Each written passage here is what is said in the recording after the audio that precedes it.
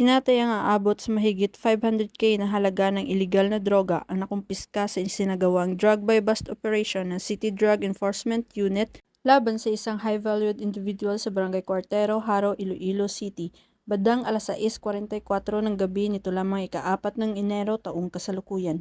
Ayon kay Police Lieutenant Julie John Bandojo, team leader ng City Drug Enforcement Unit, nahuli ang suspect matapos makabili ang isang police pusher buyer ng isang heat-sealed transparent plastic sachet ng hinilaang shabu gamit ang 8,000 na buy-bust money. Kinilala ni Police Lieutenant Bandojo ang suspect na si alias Fred, 31 taong gulang, at residente ng Barangay Tabok, Suba, La Paz, Iloilo City.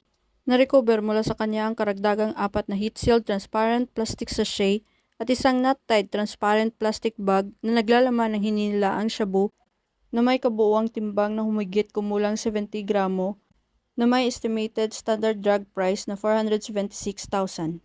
Napag-alaman din na si alias Fred ay dati nang nakulong noong 2015 at nakalaya noong 2019 sa pamamagitan ng plea bargaining.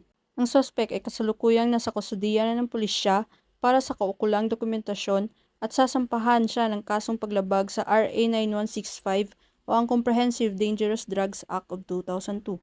Patuloy ang pagsisikap ng mga kapulisan na labanan ng pagkalat ng iligal na droga upang mapanatili ang kapayapaan at kaayusan sa mga komunidad.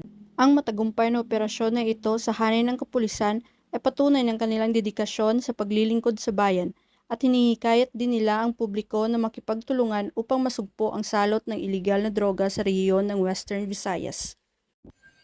Mula dito sa Police Regional Office 6, ako ang inyong Police News Network Correspondent, Patroluman Ledelyn Bansagon, alagad ng batas, taga-taguyod ng Balitang Pulis.